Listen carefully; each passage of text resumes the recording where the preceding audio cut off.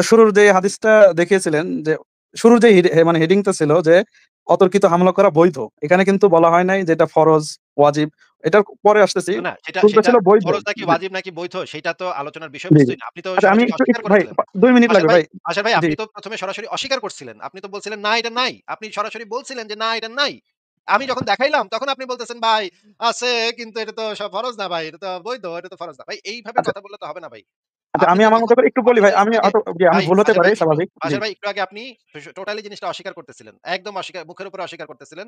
এখন যখন দলিল দেখাইলাম এখন আপনি বলতেছেন যে না, আরেকটা আমি জিনিস নিয়ে এখনো আসেন। বলতেছি যে একজন কাফের জানেই না তার উপর মানে তার উপর অতর্কিত হামলা করা হবে এবং তার কোনো একটা মানে মানে আক্রমণ হতে পারে এই বিষয়ে ধারণাও নাই। তার উপর আক্রমণ করা ইসলাম স্বীকৃতি দেয় না। আমি এখনো আচ্ছা, বলতেছি। আচ্ছা, আচ্ছা, আচ্ছা। এখন ধরেন বলবে তাকে জানানো হইলো। যে আপনি এখন আমাকে ধরেন দলিল দিয়েছেন ধর ভাই। ধরেন আমি তাকে বলা হইলো। ধরেন তাকে একজন কাফেরকে আপনি বললেন, "ইসলামে আসো।" সে বলল, "না, আমি হিন্দু ধর্মই পালন করতেছি। আমি ভালো আছি, এখানেই ভালো আছি। আমি তোমার ধর্মে যাব না।" এরপরে তো আপনি তাকে আক্রমণ করতে পারবেন, তাই না?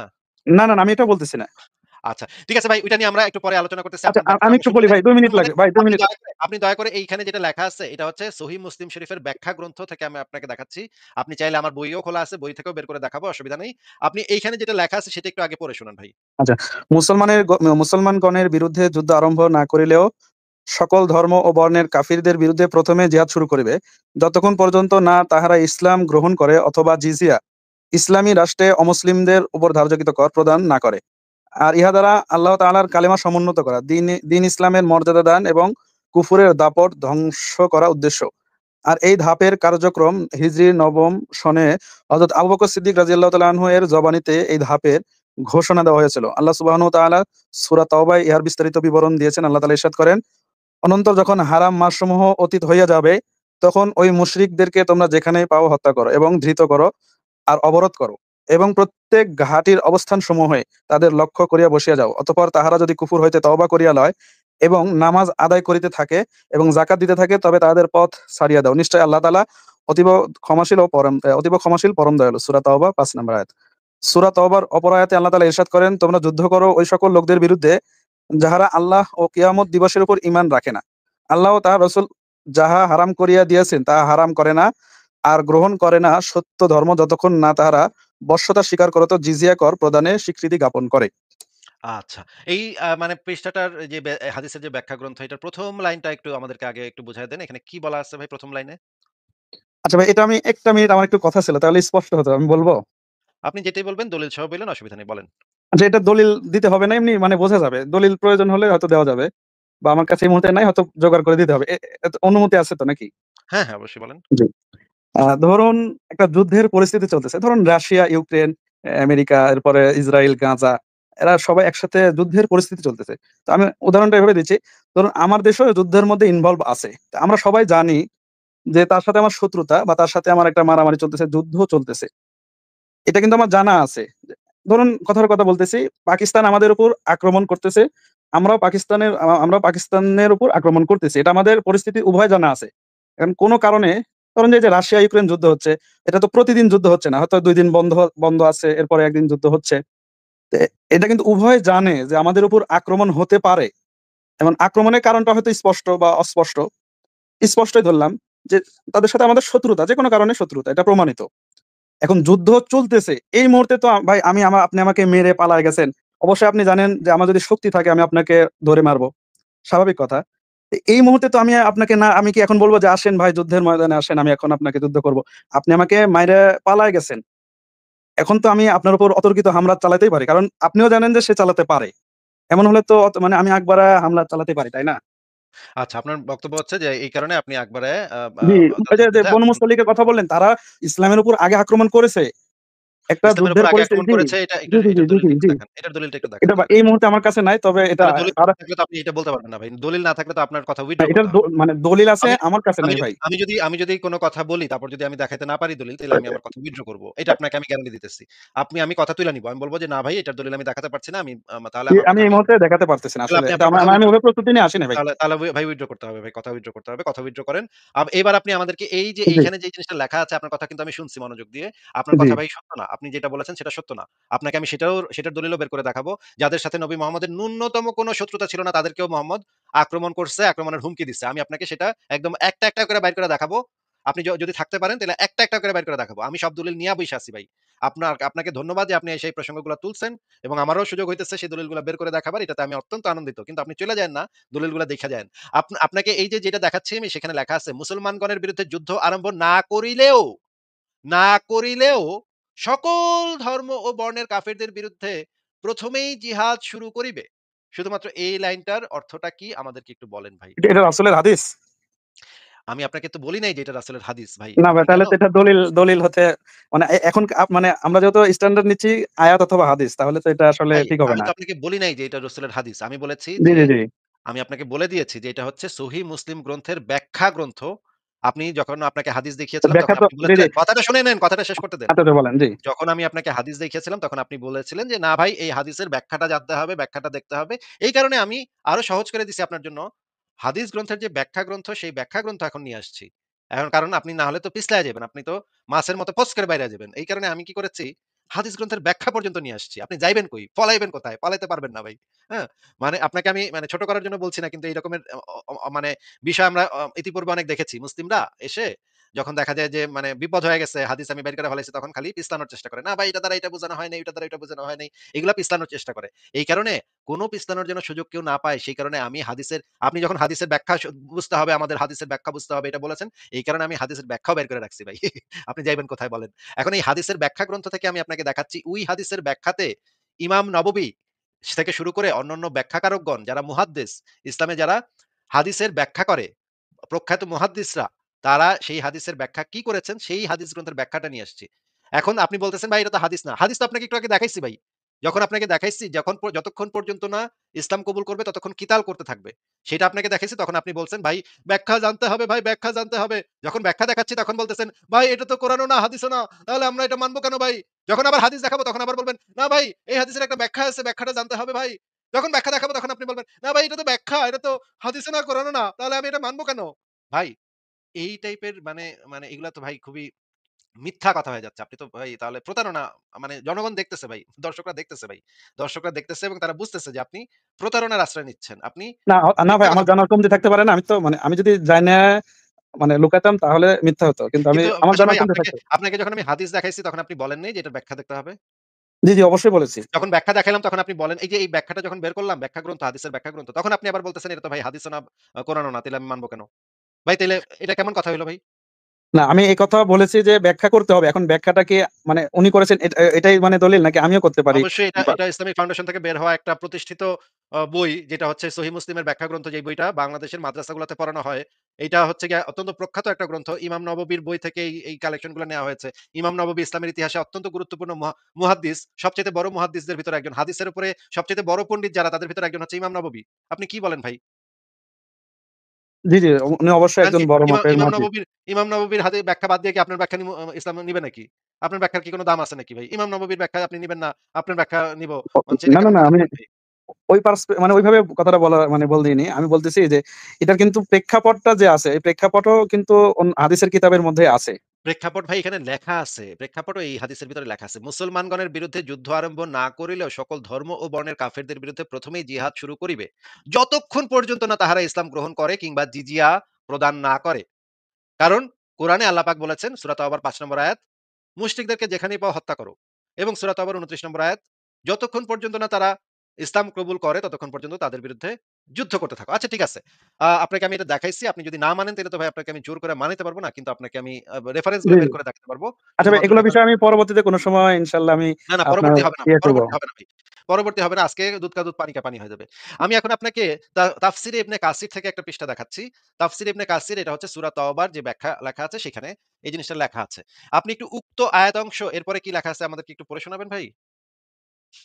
কাফিরগণ যতদিন কুফরি ত্যাগ করিয়া ফরজ কার্যসমূহ পালন না করিবে, ততদিন তোমরা তাহাদের বিরুদ্ধে যুদ্ধ করিবে এবং তাহাদিগকে হত্যা করিবে। হ্যাঁ, এরপরেও পড়েন। এখানে আল্লাহ তাআলা কি বলেছেন সেটাও পড়েন। এখানে আল্লাহ তাআলা সালাত ও যাকাতকে উল্লেখ করিয়া সকল ফরজ কার্যসমূহের প্রতি ইঙ্গিত করিয়াছেন। অর্থাৎ কাফিরগণ শুধু ঈমান আনিলে এবং সালাত কায়েম করিলে আর যাকাত প্রদান করিলে হত্যা হইতে ক্ষমা পাইবে না। বরং হত্যা হইতে রক্ষা পাইতে হইলে তাদিগকে ঈমানের সহিত ফরজ কার্য করিতে হইবে। ঈমানের পর বান্দার নিকট প্রাপ্য আল্লাহর সর্বপ্রধান হক হইতেছে সালাত। আবার সালাতের পর সর্বপ্রধান ফরজ হইতেছে যাকাত। উক্ত দুইটি ইবাদতকে উল্লেখ করে আল্লাহ সকল ফরজ ইবাদতের প্রতি ইঙ্গিত করিয়াছেন। আচ্ছা। ঠিক আছে, এটার পরে আমরা কি বুঝলাম ভাই? এখান থেকে আমরা কি বোঝা গেল? যদি একটু ব বলতেন। এখানে কি বুঝলেন আপনি পরে? আপ আপনি বলেন যে কি বোঝা যাচ্ছে? না, আমার তো ভাই আমি তো এগুলো পইড়া সব অনেক বছর আগে শেষ করে ফেলাইছি ভাই। এখন আপনার থেকে একটু শুনি যে আপনি কি বুঝলেন এখান থেকে?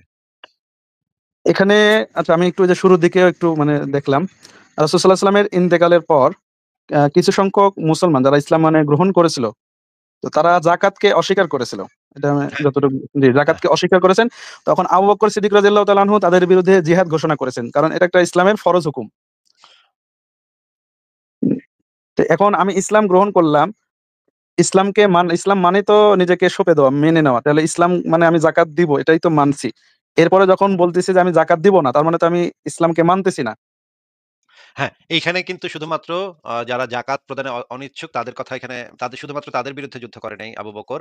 যারা ইসলাম মুহাম্মদের মৃত্যুর সাথে, সাথে অনেকে ইসলাম ধর্ম ত্যাগ করছিল তাদের বিরুদ্ধেও জিহাদ করছে। যারা জি, জি, জি। জাকাত দিতে অস্বীকার করছে তাদের বিরুদ্ধেও জিহাদ করছে। যারা যেকোনো সামান্য কিছু অস্বীকার করছে তাদের বিরুদ্ধে সকলের বিরুদ্ধে আবু বকর খোলা তরবারি নিয়ে জিহাদ করছে। আ যারা সমস্ত গোত্রের বিরুদ্ধে একদম মানে ঢালাওভাবে। এখন আপনি বলতেছেন যে আ এই যে যারা জাকাত দিতে অস্বীকার করছে, জাকাত দিতে অস্বীকার করার কারণে তারা ইসলাম থেকে খারিজ হয়ে গেছে। এখন এবং আবু বকর যে যুদ্ধটা করছে সেটা হচ্ছে কাফের মানে এই আয়াতের ব্যাখ্যাতে যেটা বলা আছে, কাফেরগণ যতদিন কুফরি সম্পূর্ণভাবে ত্যাগ না করিয়া ইসলাম ধর্ম সম্পূর্ণভাবে পালন যতদিন পর্যন্ত না করিবে, ততদিন পর্যন্ত তাদের বিরুদ্ধে ওই যে আমি যে শুরুতে হাদিসটা দেখাইছিলাম, যে সম্পূর্ণভাবে ইসলাম ধর্ম পালন করিবে যতক্ষণ পর্যন্ত না, ততক্ষণ পর্যন্ত কিতাল করবে নবী মুহাম্মদ, তাই না? এইটাই তো এখানে পরিষ্কার হয়ে যাচ্ছে যে নবী মুহাম্মদ একদম কাফেরদের, এটা যাবতীয় সবার জন্য প্রযোজ্য। এটা যারা জাকাত দিতে অস্বীকার করছে তাদের জন্য প্রযোজ্য, যারা ইসলাম ত্যাগ করছে তাদের জন্য প্রযোজ্য, যারা কুফরি করছে তাদের জন্য প্রযোজ্য, যারা মূর্তি পূজা করছে তাদের জন্য প্রযোজ্য, সকলের জন্য প্রযোজ্য। একদম ঢালাওভাবে সকলের জন্য প্রযোজ্য। সেই ক্যাটেগরির গুলার ভিতরে তো কাফেররাও আছে, তাই না ভাই? আছে, আছে। তাহলে এই ধরনের হুমকি দিলে তাহলে এটা তো কাফেরদের ধর্ম পালনের অধিকারকে ক্ষুণ্ণ করা হইল। তাদেরকে হুমকি-ধামকি দেওয়া হইল। আচ্ছা ঠিক আছে। আপনাকে এবার আমি যেই দলিলটা দেখাবো সেটা হচ্ছে দেখেন, ওমানের সাথে তো নবী মুহাম্মদের কোন শত্রুতা ছিল না, তাই না? ওমান তো অনেক দূরের দেশ, মক্কা থেকে ছিল। নাকি ভাই? জি, ওমানের বাদশাকে, ওমানের সম্রাটকে নবী মুহাম্মদের পক্ষ থেকে একটা চিঠি লেখা হয়েছিল। এই চিঠিটা আপনি পাবেন সিরাতুল রাসূলুল্লাহ গ্রন্থে। আসাদুল্লাহ আল গালিবের লিখিত সিরাতুল রাসূলুল্লাহ সাল্লাল্লাহু আলাইহি সাল্লাম। আসাদুল্লাহ আল গালিব নবীদের কাহিনী ৩য় খণ্ড। এই ৩য় খণ্ডটা হচ্ছে নবী মুহাম্মদের কাহিনী নিয়ে লিখছে আরকি, নবীর সিরাত। এই গ্রন্থে ওমানের নিকট মুহাম্মদ একটা পত্র লিখছিল, সেই পত্রটা দেয়া আছে এই গ্রন্থের ভিতরে। দেখেন এখানে লেখা আছে। পত্রটা কি পাঠাইছে দেখি আমরা পড়ি। আব্দুল্লাহর পুত্র মুহাম্মদের পক্ষ হইতে জুলান্দা আজাদির ২ পুত্র জায়েফার ও আবদের প্রতি, মানে ওই যে মানে ওমানের যে বাদশা তাদের প্রতি শান্তি বর্ষিত হোক ওই ব্যক্তির উপর যিনি হেদায়েত অনুসরণ করেন। অতঃপর আমি আপনাদের ২ জনকে ইসলামের দিকে আহ্বান জানাচ্ছি। আপনারা ইসলাম কবুল করুন, নিরাপদ থাকুন। দেখেন কথাটা খেয়াল করেন আ আ বাশার ভাই। জি। আপনারা ইসলাম কবুল করুন, নিরাপদ থাকুন। মানে কথাটার ভিতরে আপনি, মানে এটার ভিতরে কিন্তু একটা স্পষ্ট হুমকি আছে। আপনারা ইসলাম কবুল করুন, নিরাপদ থাকুন। হুম? ওটা আমি হুম। আপনাকে পরে বুঝায় বলব না এই কথাটার ভিতরে কিভাবে একটা স্পষ্ট হুমকি আছে। আ আমি সমগ্র মানবজাতির প্রতি আল্লাহর রাসূল হিসেবে প্রেরিত হয়েছি যাতে আমি জীবিতদের সতর্ক করি এবং কাফিরদের বিরুদ্ধে অভিযোগ প্রতিষ্ঠিত হয়ে যায়। অতঃপর যদি আপনারা ইসলাম কবুল করেন তবে আপনাদেরকে আমি গভর্নর নিযুক্ত করে দিব। আর যদি ইসলাম কবুলে অস্বীকার করেন তাহলে আপনাদের রাজত্ব শেষ হয়ে যাবে। আমার ঘোড়া আপনাদের এলাকায় প্রবেশ করবে ও আমার নবুয়ত আপনার রাজ্যে বিজয়ী হবে। বাশার ভাই, আপনি কি এই চিঠিটার ভিতরে একটা স্পষ্ট হুমকি পাচ্ছেন না? যে ভাই honestly একটু কথা বলেন তো, আমি বুঝতে পারছি কিন্তু যে আপনি কিন্তু মানে মানুষ হিসেবে খারাপ না, মানুষ হিসেবে ভালো। আপনি সততার সাথে কথা বলার চেষ্টা করছেন। কিন্তু আপনি কি নিজে একটু আপনার ধর্ম বিশ্বাসটা একটু আলাদা রাইখা একটু honestly বলেন তো এটার ভিতরে আপনি একটা স্পষ্ট হুমকি পাচ্ছেন না এই কথাগুলোর ভিতরে? আমি বাশার ভাই? কি বলব? আমি একটু ভাবতেছি কি বলা যায়। একজন মানুষ হিসেবে বলেন তো, মনে করেন কালকে যদি ভারতের নরেন্দ্র মোদি যদি এরকমের একটা চিঠি ডক্টর ইউনূসকে লেখে যে বাংলাদেশের প্রধান উপদেষ্টার নিকট পত্র। আ কৃষ আ বলল নরেন্দ্র মোদী বলল যে, "আমি আপনাকে হিন্দু ধর্মের দিকে আহ্বান জানাচ্ছি। আপনারা হিন্দু ধর্ম কবুল করুন, নিরাপদে থাকুন। অতঃপর যদি আপনারা হিন্দু ধর্ম কবুল করেন, তবে আপনাদেরকে আমি প্রধান উপদেষ্টা পদে নিয়োগ করে দিব। আর যদি হিন্দু ধর্ম কবুলে অস্বীকার করেন, তাহলে আপনাদের রাজত্ব শেষ হয়ে যাবে। আমার ঘোড়া আপনাদের এলাকায় প্রবেশ করবে এবং আমার নবুয়ত, আমার হিন্দু ধর্ম আপনার রাজ্যে বিজয়ী হবে।" এরকম কথা যদি ভারতের নরেন্দ্র মোদী হিন্দু ধর্মের প্রতি আহ্বান জানায় বাংলাদেশের প্রধান উপদেষ্টাকে একটা চিঠি লেখে, তাহলে বাংলাদেশের প্রধান উপদেষ্টা ডক্টর ইউনূস এটাকে কি একটা স্পষ্ট হুমকি হিসেবে গণ্য করবে না? করবে। আচ্ছা। কিন্তু এই ওমানের সাথে তো নবী মোহাম্মদের কোন ঝামেলা ছিল না। ওমান রয়েছে অনেক দূরের একটা দেশ। তাদেরকে নবী মোহাম্মদ এরকম একটা হুমকিমূলক চিঠি পাঠাইছে। আচ্ছা ঠিক আছে, আরেকটা দলিল আমরা দেখি। এটা হচ্ছে একটা সহিহ হাদিস। আ এটা হচ্ছে সুনান আবু দাউদ শরীফের ভিতরে আছে। এটা তাহকিক করেছেন আল্লামা নাসিরুদ্দিন আলবানী এবং এটা একটা সহিহ হাদিস। তাহকিকৃত সহিহ হাদিস। নাসিরুদ্দিন আলবানী তাহকিক আছে এটার সাথে। এটার নাম্বার হচ্ছে ৩০০৩। আমি আপনাকে পড়ে শোনাচ্ছি দেখেন। আবু হুরায়রা সূত্রে বর্ণিত। তিনি বলেন, আমরা মসজিদে উপস্থিত ছিলাম। তখন রাসূলুল্লাহ আমাদের কাছে বেরিয়ে এসে বললেন, "ইয়াহুদীদের এলাকায় চলো।" আমরা তার সাথে বের হয়ে সেখানে পৌঁছলাম। রাসূলুল্লাহ দাঁড়িয়ে তাদেরকে ডেকে বললেন, "হে ইয়াহুদী সম্প্রদায়, তোমরা ইসলাম কবুল করো, শান্তিতে থাকবে।" তারা বলল, "হে আবুল কাসিম।" আবুল কাসিম হচ্ছে মুহাম্মদের আরেকটা নাম। মানে হচ্ছে কাসিম নামে তার একটা ছেলে ছিল। সেই কারণে তাকে আবুল কাসিমও বলা হয় মোহাম্মদকে। জি। হে আবুল কাসিম, আপনি পৌঁছে দিয়েছেন। রাসূলুল্লাহ তাদেরকে আবার বললেন, তোমরা ইসলাম কবুল করো, নিরাপত্তা পাবে। তারা বলল, হে আবুল কাসিম, আপনি পৌঁছে দিয়েছেন। রাসূলুল্লাহ তাদেরকে বললেন, এ দাওয়াত পৌঁছে দেয়াই আমার উদ্দেশ্য ছিল।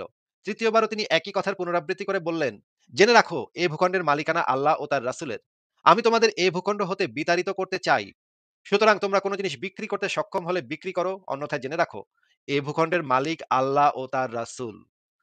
বাশার ভাই, আপনাকে আমার প্রশ্ন, যে এই একই কথা যদি ভারতের নরেন্দ্র মোদী বা মিয়ানমারের শাসক যদি বাংলাদেশের মানে মানে রাষ্ট্রপ্রধানকে বলে আইসা, তোমরা বৌদ্ধ মনে করেন মিয়ানমারের রাষ্ট্রপ্রধান আইসা বলল যে তোমরা বৌদ্ধ ধর্ম গ্রহণ করো তাহলে শান্তিতে থাকবে। তোমরা বৌদ্ধ ধর্ম গ্রহণ করো তাহলে নিরাপত্তা পাবে। আর যদি এটা গ্রহণ না করো তাহলে দেখি আমরা কি লেখা। তারা বলল যে এ ভূখণ্ডের মালিকানা গৌতম বুদ্ধের। আমি তোমাদের এ ভূখণ্ড থেকে বিতাড়িত করতে চাই। সুতরাং তোমরা কোন জিনিস বিক্রি করতে সক্ষম হলে বিক্রি করো, অন্যথায় জেনে রাখো এই ভূখণ্ডের মালিক গৌতম বুদ্ধ এবং মিয়ানমারের প্রধান। এই রকমের কথা যদি কোনো বৌদ্ধ বা হিন্দু বা খ্রিস্টান বা আমেরিকা যদি এসে আমাদেরকে এই ধরনের কথা বলে, বা ধরেন ইসরায়েলের বেঞ্জামিন নেতানিয়াহু যদি এই কথাটা আইসা আমাদেরকে বলে, এইটা তো একটা চরম অমানবিক কথা হবে, চরম অমানবিক অন্যায় হবে এবং আমাদের অধিকার হরণ করা হবে। ভাই আপনি বলেন তো, যে কেউ যদি আপনাকে সেটা বলে, তাহলে সেটা কি আপনি ভালো কথা হিসেবে গ্রহণ করবেন না খারাপ কথা হিসেবে গ্রহণ করবেন? অবশ্যই খারাপ হিসেবে গ্রহণ করব। মানে তারা তাদের ধর্মটা প্রচার করতে আসছে, আপনার ইচ্ছা হইলে নিবেন, না ইচ্ছা হলে না নিবেন। কিন্তু নবী মোহাম্মদ এখানে বইলা দিচ্ছে যে এখানে ইহুদিরা শত, শত বছর ধরে বসবাস করত। যে এখানে তাদের ভিটামাটি, জায়গা জমি, আ তাদের দোকানপাট, তাদের কৃষিভূমি সেগুলো আছে। সেখানে তারা অনেকদিন ধরে বসবাস করতেছে। প্রজন্মের পর প্রজন্ম ধরে বসবাস করতেছে। হুট করে একদিন নবী এসে বলল যে তোমরা ইসলাম কবুল করো, নইলে তোমাদের এই ভূখণ্ড, জায়গা জমি, বিষয় সম্পত্তি সব আমি দখল করে নিব। তোমাদেরকে বিতাড়িত করব আমি। এইটা ভাই কেমন কথা? একটা মানুষের এই অধিকার থাকবে না? যে তার ইচ্ছামত সে তার ধর্ম পালন করবে? নবী মোহাম্মদ এই ধরনের হুমকি কেন দিবে ভাই? কেন এই ধরনের কথাবার্তা বলবে? আমার ভাই ইচ্ছা হইলে আমি নিবো তোমার ধর্ম। তুমি নবী মোহাম্মদ হওয়ার যেই মোহাম্মদই হও। তোমার ধর্ম আমার যদি মনে ভাল লাগে বা আমার যদি বিশ্বাস হয় তাইলে আমি নিবো, নিতে পারি। না বিশ্বাস হইলে আমি নিবো না। তুমি এইজন্য আমার জায়গা জমি দখল করবা কেন? আমার ভিটামাটি দখল করবা। আমার দোকানপাট, আমি খেতে কাজ করি, সেই ক্ষেত খামার সব তুমি দখল করে নিবা। তোমার নাকি এগুলা নাকি তোমার আল্লাহ আর তোমার নবীর। এখন যদি একজন এসে কয় এই জমির মালিকানা শ্রীকৃষ্ণের এবং নরেন্দ্র মোদির, তাইলে কেমন হবে ভাই? এটা তো অমানবিক কথা হইতেছে। এটা তো ডাকাতি হইতেছে। আমি তো দেখতেছি একদম ডাকাতি, স্রেফ ডাকাতি করতেছেন নবী মোহাম্মদ, তাদের জায়গা জমি ভিটামাটি ডাকাতি করতেছে। এখানে তো কোনো ইয়া নেই। কোনো আর কোনো মানে অন্য কোনো যুক্তি দেওয়ার কোনো স্কোপ নাই। স্রেফ তাদের জায়গা জমি ডাকাতি করে নিতেছে। তাদের ভূখণ্ড ডাকাতি করে নিয়ে নিতেছে। ধর্মের নামে, আল্লাহর নামে বইলা, আল্লাহর নাম কথা বইলা ডাকাতি করে নিয়ে নিল জমি জমা। এটা কেমন কথা ভাই? আপনি এটার ব্যাখ্যা দেন তাইলে বলেন। আচ্ছা ভাই, এ বিষয়ে আমি এই মুহূর্তে কিছু বলতে চাচ্ছি না। তবে আমি যতটুক জানি বা মানে যতটুক জানি, এগুলোর প্রত্যেকটি একটা করে প্রেক্ষাপট আছে। যেহেতু আমি জানি না, এজন্য এটা নিয়ে আমি এই মুহূর্তে কথা বলতে চাচ্ছি না। তবে যদি ভাই যেই আমি আমি প্রেক্ষাপটই থাকুক, অবশ্যই ভাই, রিসার্চ ভাই, করব। ভাই, ভাইরে যেই জি, প্রেক্ষাপটই থাকুক, যদি মনে করেন ধরে নিলাম আপনার প্রেক্ষাপট ধরে নিলাম, এই ইহুদিদের ভিতরে ৫ জন ইহুদি খুব দুষ্টুমি করছে, খুব খারাপ কাজ করছে। হ্যাঁ? জি, মনে জি। করেন ১০০ জন ইহুদি খুব খারাপ কাজ করছে। তাই বলে তো আমি তাদের জায়গা জমি দখল করতে পারি না। যারা হচ্ছে অপরাধী তাদেরকে আমি অপরাধের বিচার করতে পারি। মনে করেন আ মনে করেন ভাই মানে এটা ওই সময় কিন্তু যুদ্ধের একটা রীতিনীতি ছিল যে না, যুদ্ধের পর। ওই সময় সেই জি। সময় পেলে তো এটার পার পাওয়া যাবে না ভাই। এখানে তো স্রেফ একদম পরিষ্কার দেখা যাচ্ছে ডাকাতি হইছে এখানে। ঘটনা ডাকাতির ঘটনা। জায়গা জমি দখল করার ঘটনা। না শামীম ওসমান যেরকম বিভিন্ন মানুষের জায়গা জমি মানে হিন্দু হিন্দু এবং অন্যদের বাড়িতে এসে বলছে, "তোমাদের জায়গা জমি দখল করে নিব, তোমরা ইন্ডিয়া পলায় যাও।" একদম স্রেফ এই রকমের ঘটনা ঘটতেছে। এখানে দেখা যাচ্ছে ইহুদিদের জায়গা জমি দখল করে নিছে। ভাই প্রেক্ষাপট যাই হোক, যদি প্রেক্ষাপট এরকম হয় যে ইহুদিদের ভিতরে কিছু, কিছু লোক দুষ্টুমি করছিল, খারাপ কাজ করছিল, তাহলে অবশ্যই যদি কেউ খারাপ কাজ করে তাহলে তাদেরকে সেইটার কারণে শাস্তি দেয়া যেতে পারে। কিন্তু এইখানে তো পুরা গোত্র ধইরা মোহাম্মদ গোত্র ধইরা বিতাড়ন করছে। পুরা গোত্রকে বিতাড়ন করছে। গোত্রে তো নারী শিশু ছিল। তাদেরকে পর্যন্ত বিতাড়িত করছে। তারা নিশ্চয়ই মোহাম্মদের মাথায় বাঁশ দিয়ে বাড়ি মারে নাই। কেউই নিশ্চয়ই মোহাম্মদের মাথায় বাঁশ দিয়ে বাড়ি মারে নাই। যদি আপনি একটা প্রেক্ষাপট নিয়েও আসেন যে এই ইহুদিদের ভিতরে ১০ জন লোক অনেক খারাপ একটা কাজ করছিল। তাইলেও তো আমার পয়েন্ট তো তাতে ইনভ্যালিড হবে না ভাই। কারণ নবী মোহাম্মদ তাদের পুরা গোত্রকে বিতাড়িত করে তাদের জায়গা জমি দখল করছে এবং ধর্ম গ্রহণ করার জন্য প্রেশার ক্রিয়েট করছে, চাপ দিছে। হ্যাঁ? হুমকি দিছে, চাপ দিছে। ভাই যদি কেউ আকাম করে থাকে তাহলে তো সেই আকামের বিচার হবে। ধর্ম দিয়ে চাপ দিবে কেন? ধর্ম নিয়ে চাপ দিবে কেন? যে ধর্মটা গ্রহণ করো। এটা তো চাপ দেওয়ার কোনো কারণ নাই তো। এটা তো কোনো কারণই থাকতে পারে না। ধর্ম গ্রহণ করতে বাধ্য করার, চাপ দেওয়ার, না করলে নাকি জায়গা জমি দখল করে নিব। এটা কেমন কথা? না, আপনার কথা আমি বুঝতে পেরেছি ভাই। হাদিসগুলো আমি আমি এই মুহূর্তে আমার কাছে আমি মানে এটাই বলতেছি যে আমি যতটুকু জানি যে এগুলোর প্রত্যেকটির দলিল আছে। আমার জানা নাই এই মুহূর্তে। আমি ভাই এগুলো নিয়ে আমি বাশার ভাই এই যে আমার আমি আমি লাইভে ভাই একটু ১ মিনিট। আ জি। বাশার ভাই আমার লাইভে এই পর্যন্ত অসংখ্য আলেম ওলামা, মুফতি, মাওলানা অনেকে আইসা বইলা গেছে সবকিছুর ভাই দলিল আছে। আমার কাছে নাই এই মুহূর্তে। কালকে আমি নিয়ে আসবো। এই রকমের ভাই ৮-৯ বছর ধরে লাইভ করতেছি। আচ্ছা প্রত্যেকটা ভাই, দিন এরকম ঘটনা ঘটছে ভাই। প্রত্যেকটা দিন এরকম ঘটনা ঘটছে যে বুঝতে একজন পারছি। আইসা আমি বলছে, আপনাকে "এটার দলিল আমি আছে ওর ভাই।" জি, ভাই বাশার ভাই শুনেন না একটু জি, কথা। জি, জি, প্রত্যেকটা জি। দিন এই ঘটনা ঘটছে। একজন আইসা বলছে, "ভাই এটার সব কিছুর ব্যাখ্যা আছে, দলিল আছে। আমি কালকে নিয়ে আসবো ভাই। আমি কালকে নিয়ে আসতেছি।" তারপর যে এই কথা বইলা গেল, এরপর সে আর ফিরে এলো না ভাই। এখন না, আমি পর্যন্ত আমি অবশ্যই এটা নিয়ে তাহকিক করব। আমি এটা নিয়ে জানার চেষ্টা করব। আপনি আর যদি আমি আসবেন না। পাই আমি জানি আপনি আর আসবেন না। কারণ আপনিও বুঝবেন, আপনি যখন দলিলগুলা সার্চ করবেন তখন বুঝবেন যে আমি সত্য কথাই বলছি। জি, আ যদি আপনি সত্যি কথা বলেন তাহলে তাও আমি আপনাকে বলব যে ভাই আপনি সত্য কথা বলেছেন।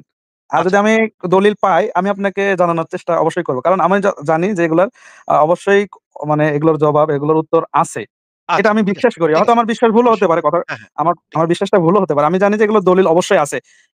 এর কিছু মানে কারণও আমার আমি কেন এটা বিশ্বাস করি? কারণ আমি যেটা ধরেন যে ১৪০০ বছর পার হয়ে গেছে, তখনকার সময়েও কিন্তু একটা আইন ছিল।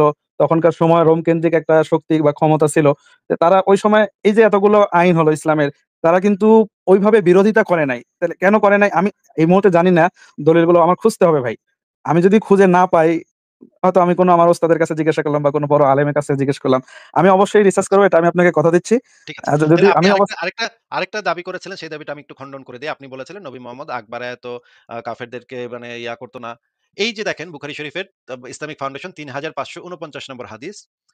নবী মোহাম্মদ যখন মক্কা দখল করার পরে খালিদ বিন ওয়ালিদকে খোলা তরবারি দিয়ে পাঠাইছিল এবং আরো কয়েকজন সাহাবীকে খোলা তরবারি দিয়ে পাঠাইছিল যে যাও যারা মূর্তি পূজা করে সবাইরে কতল করো। সবাইকে ইসলামের ভিতরে আসতে হবে তাদের অথবা তাদেরকে কতল করতে হবে। এই কথা বলে পাঠাইছিল। সেটার দলিল আমি একটু পরে বের করতেছি। আপনাকে আপাতত সেই জিনিসটার মানে এটার ব্যাকগ্রাউন্ডটা বলে নিলাম। এই ঘটনাটা হচ্ছে সেই সময়ের ঘটনা। এখানে যে জিনিসটা দেখেন, এখানে বলা হচ্ছে, "আমি ইসলাম গ্রহণ করার পর রাসূলুল্লাহ সাল্লাল্লাহু আলাইহি ওয়াসাল্লাম তার গৃহে প্রবেশ করতে কোনদিন আমাকে বাধা প্রদান করেননি এবং যখনই আমাকে দেখেছেন মুচকি হাসি দিয়েছেন।" জারির আরো বলেন, "জাহিলি যুগে খাসাম গোত্রের একটি প্রতিমা রক্ষিত মন্দির জুলখালাসা নামে একটা ঘর ছিল, যাকে কাবায় ইয়ামেনি বা কাবায় শামী বলা হতো। রাসূলুল্লাহ সাল্লাল্লাহু আলাইহি ওয়াসাল্লাম আমাকে বললেন, 'তুমি কি জুলখালাসার ব্যাপারে আমাকে শান্তি দিতে পারো?' মানে ওই জুলখালাসাতে একটা আ ম মন্দির ছিল। সেই মন্দিরটাকে কাবায় শামী বলা হইতো বা কাবায় ইয়ামিনী বলা হইতো। এইটার কারণে আ মানে মোহাম্মদ খুবই পেরেশান ছিল যে ওইখানে কেন মূর্তি পূজা এখনো হচ্ছে? ওইটাকে তো ভেঙে দিতে হবে। ওদেরকে তো একদম করে দিতে হবে। এখন মোহাম্মদ বলল একজন সাহাবীকে, এইটার যে ব্যাখ্যা সেই ব্যাখ্যা আমি বের করব। অসুবিধা নাই। আপনি ভাইবেন না যে আপনি উল্টাপাল্টা একটা ব্যাখ্যা দিয়ে পার পেয়ে যাবেন সেটাও আপনি পারবেন না। কারণ ব্যাখ্যা গ্রন্থ আমার আরেকটা ট্যাবে খোলা আছে। আমি ব্যাখ্যা গ্রন্থ বের করব একটু পরে। হ্যাঁ? আগে এটা দেখে নিই, হ্যাঁ? ওকে, ওকে। জি। আ এখানে নবী মোহাম্মদ বলল যে, "জুলখালাসের ব্যাপারে আমাকে শান্তি দিতে পারো?" জারির বলল এই যে এরা কিন্তু নবী মোহাম্মদের সাথে কোন শত্রুতা করে নাই, কোন গ্যাঞ্জাম করে নাই। আমি সেটা পরে দেখাবো আপনারে যে এদের সাথে মোহাম্মদের ন্যূনতম কোন শত্রুতা ছিল না। এরা কেউ কোনদিন মোহাম্মদরে এসে পিটায় নাই বা পাথর মারে নাই বা গালি দেয় নাই, কিচ্ছু করে নাই। এইখানে নবী মোহাম্মদ বলল যে, "তুমি কি জুলখালাসের ব্যাপারে আমাকে শান্তি দিতে পারো?" জারির বললেন, "আমি আহমাস গোত্রের ১৫০ জন অশ্বারোহী সৈন্য নিয়ে যাত্রা করলাম এবং প্রতিমা গৃহটি ধ্বংস করে দিলাম। সেখানে যাদেরকে পেলাম হত্যা করে ফেললাম।" সেখানে যাদেরকে পেলাম হত্যা করে ফেললাম। ফিরে এসে রাসূলুল্লাহ সাল্লাল্লাহু আলাইহি সাল্লামকে সংবাদ শোনালাম। তিনি অত্যন্ত খুশি হয়ে আমাদের জন্য এবং আহমাস গোত্রের জন্য দুআ করলেন। বুখারী শরীফের সহিহ হাদিস ভাই। এরা মুহাম্মদের সাথে কোন ধরনের কোন শত্রুতা ছিল না। খালি ওরা ওদের মতো করে একটা মূর্তি-টূর্তি বানাইয়া, মন্দির-টন্দির বানাইয়া এখানে কি সব পূজা করত। এটা ভাই কারো আমার কেউ যদি পূজা করে আমি মূর্তি বানায় পূজা এটা আমিও সমর্থন করি না। কিন্তু কেউ যদি পূজা করতে চায় আমি মনে করি তার পূজা করার অধিকার আছে। সে তার জীবন। সে যদি মূর্তি পূজা করতে চায় করব, তার ব্যাপার। এটা তো তার খুশি, তার ইচ্ছা, তার বিশ্বাস। আমি কখনো কারো মন্দিরে ভাঙতে যাব না ভাই। আপনি এসে আমাকে জিজ্ঞেস করছিলেন যে, আসিফ ভাই আপনি তো আমাদের অনুভূতিতে আঘাত কেন দিচ্ছেন?" দেখেন ভাই, আমি না হয় অনুভূতিতে আঘাত দিচ্ছি। আর আপনার নবী কি করছে? শুধুমাত্র মূর্তি পূজা করার কারণে একটা গোত্রকে এবং তাদের যে মন্দির, সেই মন্দিরটাকে পুরা ভাইঙ্গা চুইরা এবং সেখানে যাদেরকে পাওয়া গেল সবাইকে হত্যা করে ভাই এইটা কি কোন অবস্থাতে মানা যায়? এটা কি কোন অবস্থাতে acceptable? যে একটা শুধুমাত্র তারা মূর্তি পূজা করতেছে দেইখা, তাদেরকে লোক পাঠায় তাদেরকে সবাইকে মাইরা ফেললো। মানে যাদেরকে পেলাম হত্যা করে ফেললাম। এটা কি কোনভাবে acceptable? আপনি বলেন এবার এই হাদিসের ব্যাখ্যা দেন। আমি আপনাকে কিন্তু বলেছি যে আমি এই মুহূর্তে কোন মন্তব্য করব না। তবে আমি এটা নিয়ে অবশ্যই মানে আমি জানার চেষ্টা করব। যদি আমি এর কোনো উত্তর পাই আমি আপনাকে বলার চেষ্টা করব। হয়তো কোনো একটা লাইভে অথবা আপনার সাথে যুক্ত হতে পারি। আমি যদি মানে এর কোনো মানে দলিল পাই, আমি অবশ্যই আপনাকে জানানোর চেষ্টা করব বা জানাবো। আর যদি না পাই সেটাও জানাবো যে, না আমি এটা পাইনি। সেদিন হয়তো বলব যে, না এটা হয়তো তিনি অবশ্যই খারাপ করেছেন। তবে আমি না, মানে আপনি এটা আমি বলবেন না। জি, আপনি এটা বলবেন না। আপনি যেহেতু একজন মুসলিম, আপনি যদি এটা দেখেনও যে এটা খারাপ, ঘটনাটা খারাপ হইছে, আপনি কখনোই এটা স্বীকার করবেন না। কারণ আপনার ঈমান, আপনি একজন ঈমানদার মুসলিম, তাই না? যত খারাপই আপনার কাছে লাগুক না কেন, আপনি না, সবসময় ভাববেন যে, "না, এটা নিশ্চয়ই আরেকটা কারণ আছে, আমি বুঝতেছি না। এটা নিশ্চয়ই আরেকটা ব্যাখ্যা আছে। আমি আরেক হুজুরের কাছে যাবো বা আরেক বই পড়বো।" কিন্তু আমি এটা যে খারাপ এটা আপনি কখনোই বলবেন না। কারণ আপনি অন্ধভাবে ইসলামে বিশ্বাস করেন। আর আমি অন্ধভাবে ইসলামে বিশ্বাস করি। আমি আপনার মতই ছিলাম একসময়। অন্ধভাবে ইসলামে বিশ্বাস করতাম। কিন্তু আমি যখন মানে সততার সাথে নিরপেক্ষভাবে এই দলিলগুলা যাচাই করে দেখছি, আমি দেখতে পাইছি যে এগুলা তো ভালো কথা না। এগুলা তো খারাপ কথা। এগুলা তো নোংরা কথা। এগুলা তো হইতে পারে না। এগুলা তো অ্যাকসেপ্টেবল না। এই যে কাজগুলা করছে নবী মোহাম্মদ এগুলা তো কোন অবস্থাতেই অ্যাকসেপ্টেবল না। এগুলা তো অমানবিক কাজ। আপনাকে আমি আরেকটা দলিল দেখাই। এটা হচ্ছে আপনাকে যেটা দেখাচ্ছি ফতোয়া আলমগীরি থেকে দেখাচ্ছি। ফতোয়া আলমগীরির নাম কি আপনি শুনেছেন ভাই? জি শুনেছি। ফতোয়া আলমগীরি ভারতবর্ষের সবচাইতে শ্রেষ্ঠতম বই, ইসলামের উপরে সবচাইতে শ্রেষ্ঠতম বই এবং এটা বাদশাহ আলমগীরের সময় ৫০০ না ৭০০ আলেমকে সারা পৃথিবীর ৫০০ না ৭০০ আলেমকে ডাইকাইনা এই বইটা কত এক্সাক্টলি সংখ্যাটা আমার খেয়াল নাই। কিন্তু সংখ্যাটা এরকম হবে ৪-৫০০ আলেমকে ডাইকাইনা তাদেরকে দিয়ে এই ফতোয়া আলমগীরি গ্রন্থটা রচনা করা হয়েছিল। এটা ইসলামের ইতিহাসে অত্যন্ত গুরুত্বপূর্ণ একটা বই। যেই বইটা সৌদি আরবের মানে ইউনিভার্সিটিতেও এই বইটা পড়ানো হয়। এই বইটার যে জিহাদ অধ্যায়, যে জিহাদ অধ্যায়ের ভিতরে লেখা আছে যে মুশরিক শিশুদের পিতা আচ্ছা না, আপনাকে যেটা দেখাতে চাইছিলাম এটা না দেখেন। না কোনটা দেখাতে চাইছিলাম? এইটা তো আমি দেখাতে চাই নাই। দাঁড়ান আমি একটু ভুল করে ভুল জিনিসটা দেখাচ্ছি, হ্যাঁ? আমি আপনাকে একটু তাহলে আ সংশয়.com থেকে দেখাই। এই জিনিসগুলা সমস্ত কিছু আমি সংশয়.com এ আ ইয়া করে রাখছি। আ আ বাশার ভাই আপনাকে আমি একটু হেল্প করতে চাই। আপনি কিন্তু একটা যুক্তি উপস্থাপন করতে পারতেন। কয়েকটা যুক্তি উপস্থাপন করতে পারতেন যে কোরআনের একটা আয়াতে বলা আছে ধর্মে কোনো জোর জবরদস্তি নাই। আ তাই না ভাই? এটা তো আপনি জি, উপস্থাপন আছে, করতে আছে। পারতেন। একটা আয়াত আছে যে ধর্মে কোনো দিনের ব্যাপারে কোনো জোর জবরদস্তি নাই। আ গুমরাহির পথ, সত্যের পথ মানে হেদায়েতের পথ গুমরাহি থেকে স্পষ্ট প্রতিভাত হয়ে গেছে। দিনে কোনো জোর জবরদস্তি নাই। এই আয়াতটা আপনি কিন্তু তুলতে পারতেন। আপনি কিন্তু বলতে পারতেন, ভাই আসিফ ভাই আপনি তো কোরআনের এই আয়াতটা আ আছে এরকম যে ধর্মের না ব্যাপারে কোনো জোরাজুরি নাই। ভাই আমার আপনার কাছে যুক্ত হওয়ার মূল উদ্দেশ্যই ছিল যে আমার এটা জানা ছিল যে ধরেন আমি একজন বিশ্বাসী। আপনি আমার নবীকে অনেক খারাপভাবে প্রেজেন্টেশন করতেছেন। বলতেছেন এটাতে আমার মনে কষ্ট লাগতেছে। এই অধিকারটা মানে আপনার আছে কিনা এটা নিয়ে আমি মানে জানতে চাচ্ছিলাম। তার থেকে অনেকগুলো কথা হলো। আমি কিন্তু ইসলামের কোনো বড় পণ্ডিত ব্যক্তি না। আমি ইসলামকে আচ্ছা, আচ্ছা। যেভাবে কিন্তু জি, জি, জি। কিন্তু যেহেতু আপনি কোরআন পড়ছেন তারপরে আপনারই তো কিছুটা এই হ্যাঁ, জিনিসটা জি, তুলতে কিছুটা পারতেন যে পড়ছি। ভাই আপনি তো কোরআনের ওই আয়াতটা বাইর করেন যে তোমাদের দিন তোমাদের, আমার দিন আমার। সূরা কাফিরুনের ৬ নম্বর আয়াত, সূরা বাকারার ২৫৬ নম্বর আয়াতে বলা আছে যার দিন তার। তাই না? আপনি তো তুলতে পারতেন। কিন্তু তুললে আমি কিন্তু সেটার দলিলপত্র একসাথে আমি আরেকটা বাইর করে রাখছি। আমি ভাবছিলাম যে আপনি এগুলা তুলবেন, তুললে আমি এগুলা বের করে দেখাবো। কিন্তু না আপনি আপনি আর তুলেন যেগুলো নাই। দেখাইছেন এগুলোরই আমি জবাব খোঁজার আগে চেষ্টা করব এবং আশা করি যদি আমি অবশ্যই যদি পাই আমি আপনাকে বলার এগুলো হয়তো খণ্ডন করার চেষ্টা করব। যেহেতু আমি জানি না এজন্য আকবারে আমি কিছু বলতে চাচ্ছি না। যেহেতু আমি না মানে মানে আপনারে জানায় দিলাম যে ওগুলা বাইর করে ওগুলা নিয়ে জি, ওগুলা জি, জি। তুললেও আপনি ওগুলার দলিলও আমার কাছে বাইর করা থাকে ভাই। আমি সবকিছু নিয়া বসি। আর এবং আপনাকে হেল্প করার জন্য বলে দিচ্ছি যে আপনি যখন এই ধরনের আলোচনা করবেন কারো সাথে এই আয়াতগুলা তুলবেন। সূরা বাকারার ২৫৬, সূরা কাফিরুনের ৬, হ্যাঁ? এই আয়াতগুলা তুলবেন, এগুলা তুইলা বলবেন, বলার চেষ্টা করবেন যে না ভাই ধর্মের ব্যাপারে তো কোনো জোরাজুরি নাই। ইসলামের তো ধর্মের ব্যাপারে জোরাজুরি নাই। কিন্তু এইটা যদি আপনি যুক্তি দেন তখন কিন্তু সে আপনারে ধইরা ফেলবে। কারণ এই আয়াতগুলার তাফসিরে যেগুলা লেখা আছে সেগুলা বাইর করলেই কিন্তু সব দুধ কা দুধ পানি হয়ে যাবে ভাই। তাফসিরে কিন্তু লেখা আছে যে এই আয়াতগুলা মানসুখ হয়ে গেছে। মানসুখ মানে হচ্ছে রহিত হয়ে গেছে। ঠিক আছে? এই আয়াতগুলা আর অ্যাপ্লিকেবল না। সূরা তওবা যেহেতু নাজিল হয়ে গেছে, আগের আয়াতগুলা মানসুখ হয়ে গেছে। আপনাকে আমি জানায় দিলাম আরকি আপনার সুবিধার জন্য যেন আপনি ভালো করে এগুলা স্টাডি করতে পারেন। কোনো অসুবিধা নাই। বাশার ভাই আপনার সাথে কিন্তু কথা বলে আমার ভালো লাগছে। কিন্তু আপনাকে আমার মনে হয়েছে একজন ভালো মানুষ। আপনি যদি আ এই জিনিসটা আপনি বলেন তো ভাই যে আমি ইসলাম ত্যাগ করছি। এইটার জন্য কি আমাকে মাইরা ফেলাটা উচিত কিনা? আমি এখন কিছু মানে মন্তব্য করতে পারব না ভাই। আমি যেহেতু ওই পর্যন্ত আসলে জানা নাই এজন্য আমি মানে বলতে পারব না ভাই। আচ্ছা। ওইটার মানে রেফারেন্স আমার কাছে খোলা আছে। শুধুমাত্র যদি কেউ ইসলাম ত্যাগ করে, আর কিচ্ছু করে নাই। আর কিচ্ছু না। হ্যাঁ? কোন রাষ্ট্রের বিরুদ্ধে ষড়যন্ত্র, কোন মানে চক্রান্ত, কোন কটূক্তি কিচ্ছু না। শুধুমাত্র যদি কেউ ইসলাম ধর্ম ত্যাগ করে তার একমাত্র শাস্তি হচ্ছে মৃত্যুদণ্ড।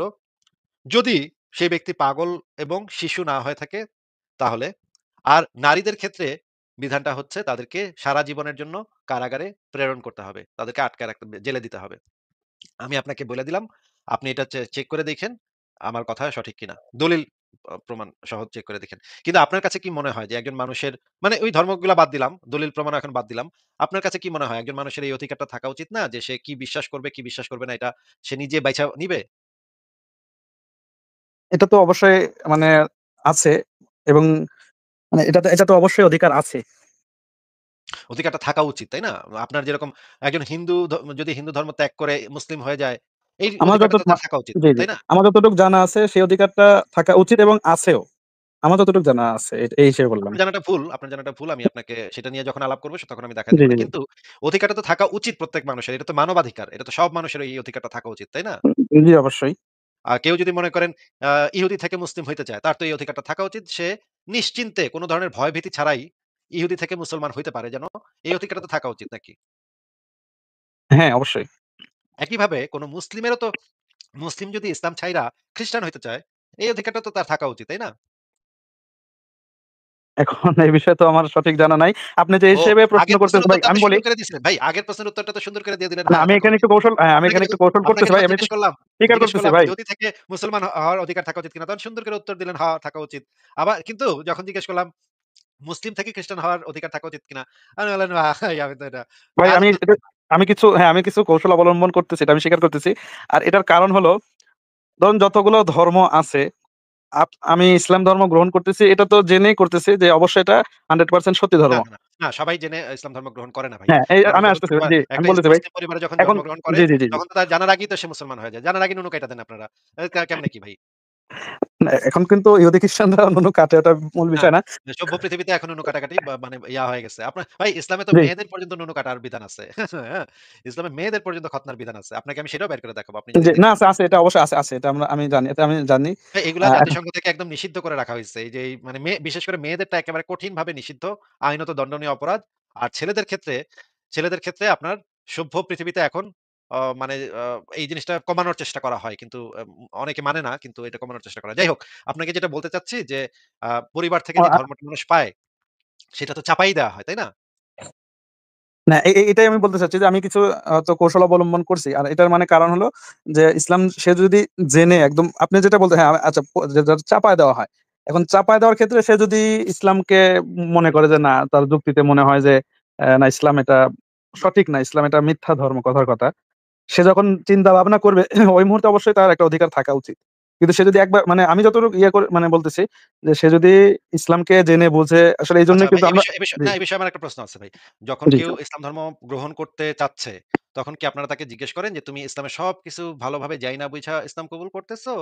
নাকি না যাই না বুইঝা ইসলাম কবুল করতেছো?" এইটা কিন্তু আপনারা কখনো জিজ্ঞেস করেন না ভাই। আমি আপনাকে গ্যারান্টি দিতে পারি সারা পৃথিবীতে কেউ কোনদিন জিজ্ঞেস করেনি এরকম যে, "তুমি কি ইসলামকে ভালোভাবে জেনে বুঝে কোরআন পড়ে, হাদিস পড়ে ইসলাম কবুল করছো নাকি না এমনি করতেছো?" আপনারা যে এটা করেন যে আপনারা বলেন যে, "ভাই ইসলাম অনেক ভালো।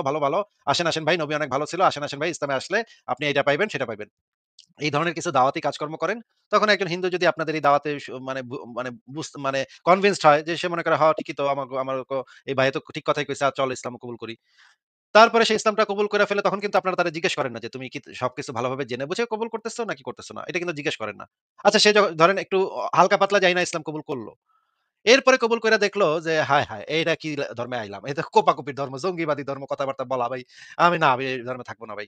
তখন তো তার এই অধিকারটা থাকা উচিত যে সে হয়তো না বুইঝা হয়তোবা আংশিক বুইঝা বা কিছু জিনিস জানি না, সে হয়তো ইসলাম কবুল করছিল। কিন্তু কবুল করার পরে ঢুইকা দেখলো যে হায়! আমি কই আইলাম এটা কই আইলাম? এ তো পুরা জঙ্গিবাদী কথাবার্তা। এই নবী তো জঙ্গি ছিল। এই তো মানে খুব খারাপ কথা। গনিমতের মাল হিসেবে মাইয়া-মুইয়া এগুলো কি কথাবার্তা? দাসী-টাসির সাথে করা এগুলো কি কথাবার্তা? এগুলা দেখার পরে ধরেন সে যখন আরবি বুঝলো বা কোরআন হাদিস ভালো করে পড়ল, তখন সে এইগুলা দেইখা তার মনে হইল যে না এই ধর্মে সে থাকবে না। তার তো এই অধিকারটা থাকা উচিত যে সে যেকোনো সময় যাইতে চাইলে চলে যেতে পারবে। এটা থাকবে না কেন ভাই? একবার ঢুকলে এটা কি ইন্দুর ধরার কল নাকি? যে একবার ঢুকলে আর বের হইতে পারব না। এটা কি ভাই আপনারা কি ইন্দুর ধরেন? ইসলাম কি ইন্দুর ধরার কল নাকি? আচ্ছা ভাইয়া বুঝতে পারছি। মানে যাই হোক সাধারণ দৃষ্টিতে মানে আপনি যেটা বলতেছেন এটা আসলে অধিকার তার থাকা উচিত। এখন ইসলাম কেন বলছে যে তাকে হত্যা করতে হবে এই বিষয়ে আমার সঠিক মানে জানা নাই। এটা নিয়ে আমি সবগুলো নিয়ে ইনশাআল্লাহ যদি সুযোগ আমি রিসার্চ তো অবশ্যই করব। যদি এর পক্ষে কোনো দলিল পাই আমি আপনাকে জানানোর চেষ্টা করব। আর যদি না পাই সেটাও কোনদিন হয়তো জানাবো ইনশাআল্লাহ। আচ্ছা ঠিক আছে ভাই। বাশার ভাই আপনার সাথে কথা বলে কিন্তু আমার ভালো লাগছে। আপনি একজন ভদ্র মানুষ, ভালো মানুষ এবং আপনি যদি আ মানে সততার সাথে এই জিনিসগুলো আমি যেগুলো দেখাইছি সেগুলো যদি আপনি সৎভাবে যদি আপনি যাচাই করেন, আমি নিশ্চিত আপনিও বুঝতে পারবেন যে এই জিনিসগুলা আসলে বর্বর জিনিস, অসভ্য জিনিস এগুলা আ কোন সভ্য কাজ না। আমি কিন্তু চাই এরকম পৃথিবী হোক, যে পৃথিবীতে আপনি যদি মুসলিমও হন, আপনার যেন সেই অধিকারটা থাকে যেটা আমার আছে, যে অধিকারটুকু আমার আছে সেই অধিকারটুকু যেন আপনার থাকে। আমি কিন্তু কখনো চাইবো না যে একজন হিন্দু আপনার বিরুদ্ধে আক্রমণাত্মক অতর্কিত আক্রমণ বা আক্রমণাত্মক জিহাদ কইরা আপনাকে মাইরা আপনার মা-বেটিকে তুলে নিয়ে যাক, এটা কিন্তু আমি চাইবো না।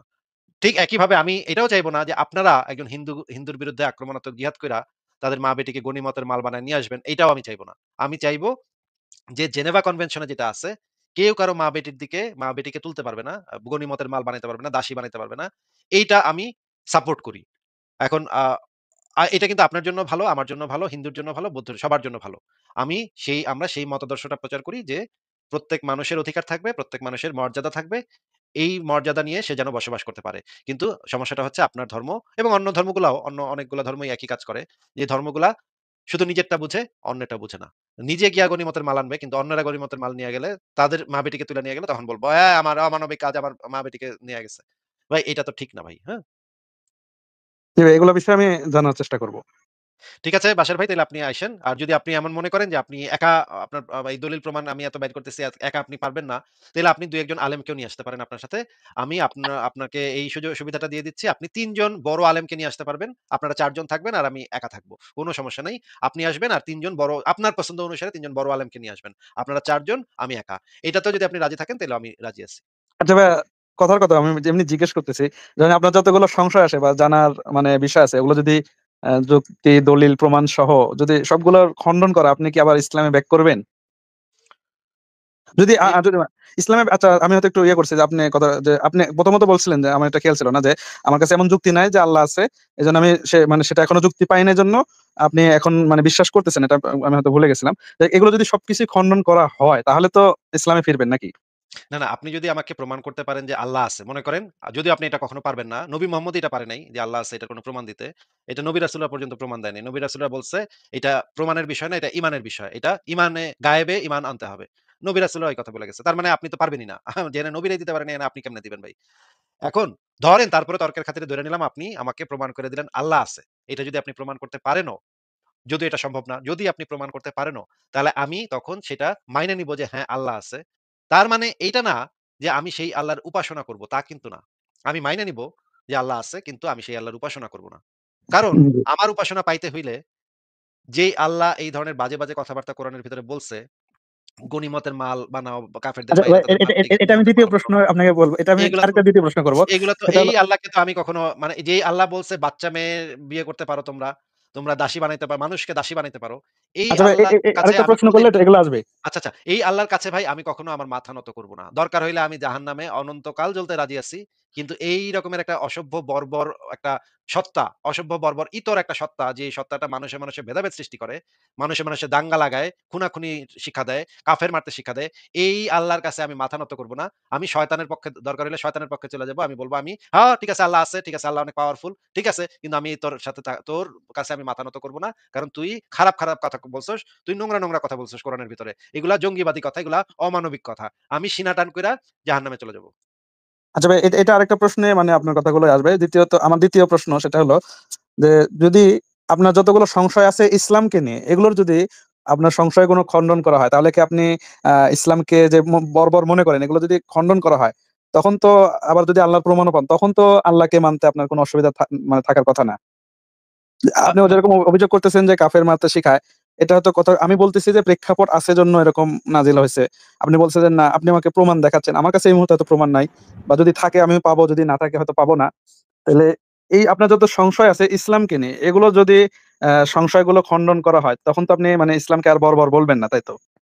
যদি আপনি আমাকে যথেষ্ট পরিমাণে আমাকে দেখায় দিতে পারেন যে এগুলা আসলে অমানবিক না, তাহলে তো জি, অবশ্যই জি। আপনার কথা মানতে আমি তখন তো ভাই বাধ্য হব। তখন তো আর আমার কিছু করার থাকবে না। তখন আর কি করব ভাই? ঠিক আছে আপনি তো আমাকে যুক্তি প্রমাণ দিয়ে একদম দেখায় দিছেন, হাতে নাতে দেখায় দিছেন। তখন তো আমি জি, জি। ঘাড়তারামি কইরা তো বইসা থেকে আমার লাভ নাই ভাই। যদি আল্লাহ সত্য হয়ে থাকে, হ্যাঁ? এবং যেগুলা আপনি বলতেছেন যে এগুলার ব্যাখ্যা এই রকমের ভালো ব্যাখ্যা আছে, এগুলোর এগুলা আসলে ভালো কথা কিন্তু আমি হয়তো বুঝতে ভুল করছি। তাহলে তো ভাই তাহলে কে না চায় ভাই জান্নাতে গিয়া ৭২ টা হুরি, এটা কে না Wow, চাইবো ভাই? wow, wow, wow, আসিফ ভাই এক সেকেন্ড। ইসলামের যে মানে ইসলামের যে অ্যাট্রোসিটি গুলো আছে, ডিসগাস্টিং জিনিস যেগুলো আছে, যেটার ব্যাখ্যা সহ যে ডিসগাস্টিং জিনিসগুলো আছে, এখন এরকম কি প্রপোজাল আসতেছে যে না অল্টারনেটিভ ব্যাখ্যা আসছে, মানে কন্ট্রাডিক্টরি ব্যাখ্যা আসতেছে, যে ব্যাখ্যায় বোঝা যাবে যে ওই কাজগুলো আসলে ভালো ছিল, এরকম কোনো কিছু প্রপোজ করা হচ্ছে আসিফ ভাই? হ্যাঁ, হ্যাঁ, উনি প্রপোজ করতেছে যে ওই গাছগুলা তাহলে তো অনেক মানবিক আগে তো কাজ ছিল। না না, তাহলে তো আগে এগুলো তো মানে আপনার সাথে তাহলে তো তার কোনো যুদ্ধ না, যুদ্ধ তো হবে মুমিন ভার্সেস মুমিন, রাইট?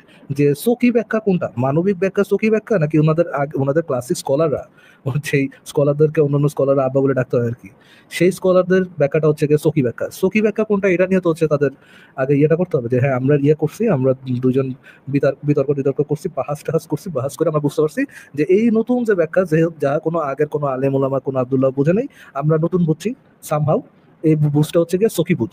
এইটা তো স্টাবলিশ করে তারপর আসতে হবে, নতুন ব্যাখ্যা না, আমি নিয়ে এসেই নতুন তো কোনো মনে ব্যাখ্যা দিতে চাচ্ছি না ভাই।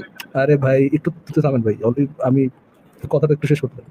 ওকে। ওই ইয়েটা মানে যে আহ, নতুন মানে ইয়েটা দেখাইতে হবে যে পুরাতন আগে আগে যারা যারা বুঝছে, যারা যারা এটা ইন্টারপ্রিটেশন করছে, কোরআন দেশে যা যা আছে, এটা স্কলাররা যা যা বলছে সব ভুল, যারা বুঝছে সব ভুল।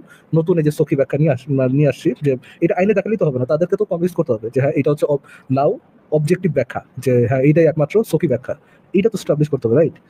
বাচ্চা থেকে নতুন একটা ব্যাখ্যা নিয়ে এসে দেখাইলেই তো এটা সখী ব্যাখ্যা হয়ে যাবে না, নাকি আসিফ ভাই?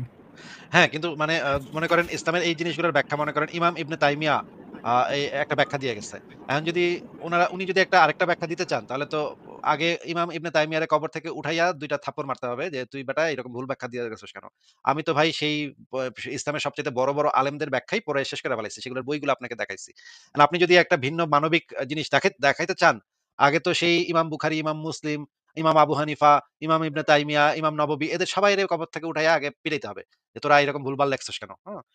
তারপরেও যদি আমরা মানে এটা হচ্ছে আমরা যখন কল্পনায় যখন আমরা অনেক কিছু বলি, ফারাজ ভাই উনি আসলে একটা কাল্পনিক প্রশ্নই করছেন। যদি এটা হয়, আমি ওনাকে সেটার উত্তর দিয়েছি। যদি আপনি করতে পারেন তাহলে তো অবশ্যই আমরা মেনে নিব, অসুবিধা কি? কিন্তু আমি অলরেডি এই মানে দলিল প্রমাণ আমিও আমিও মানবো কিনা জানি না, বাট আমি জানতে ইন্টারেস্টেড হবো যে শিশু ধর্ষণের একটা সখী মানে মানবিক রিজন কি হইতে পারে। I would be very much interested. মানে ওই সময় এমন একটা ব্যাখ্যা হইতে পারে যে শয়তান হুমকি দিছিল যে সে পৃথিবীতে একটা পারমাণবিক বোমা ফালায় মেরে পুরা পৃথিবী উড়াই দিবে। যদি না মুহাম্মদ ওই শিশুর সাথে করে। এই রকমের যদি একটা জিনিস আমাদের সামনে উপস্থাপন করতে পারে, তখন আমরা একটু চিন্তা করে দেখব যে সারা পৃথিবী কিন্তু কিন্তু হুমকির ভাই মুখে। মেলে তো নাই আসিফ ভাই, সে তো একাই যে শিশুর সাথে সুখবোধ করছে জিনিসটা এটা তো না, সে তো শিশু সুখবোধ করা বা শিশু দর্শন করা এটা সবার জন্য হালাল করে দিয়ে গেছে।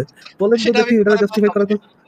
একটু পরে বলতাম ভাই, আপনি আগে বলে দিছেন। মানে এরকমের যদি ঘটনা দেখাইতে পারে ওনারা যে একদম পৃথিবী ধ্বংস হয়ে যাইতেছে। পৃথিবী ধ্বংসের হাত থেকে রক্ষার জন্য নবী বাধ্য হয়ে, নবীর নিজের ইচ্ছা ছিল না। নবী মুখ-টুক খিচ্চা মানে রুমের ভিতরে ঢুকছে। একদম রুমের ভিতরে খিচ্চা মুখ-টুক ঢুইকা জোরপূর্বক উনি এটা করছে। হ্যাঁ? করতে মানে আপনি পারতেছে। বলতে চাচ্ছেন আল্লাহ মোহাম্মদকে আলটিমেটাম দিছিল যে either you rape the child or আমি পৃথিবী ধ্বংস করে ফেলাবো, রাইট? মানে মোহাম্মদ তখন এরকম দুঃখ ভারাক্রান্ত বলে আমাকে তো এখন শিশু সুযোগ সমাবোধ করতেই হবে, কিছু করার নাই, দুনিয়ার মানুষকে বাঁচাতে হবে আমাকে, এরকম সিনারিও।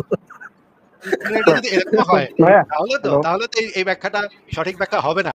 কারণ এই ব্যাখ্যাটা তো মিলতেছে না। কারণ হচ্ছে গিয়ে দেখা যাচ্ছে যে সূরা তালাকের ভিতরে বলা আছে এইটা কিয়ামত পর্যন্ত প্রযোজ্য হবে। শিশু মেয়েকে বিবাহ এবং যৌন সঙ্গম এটা কিয়ামত পর্যন্ত প্রযোজ্য হয়ে গেছে। তাইলে তো ভাই এই ব্যাখ্যাও হ্যাঁ টিকতেছে মানে না।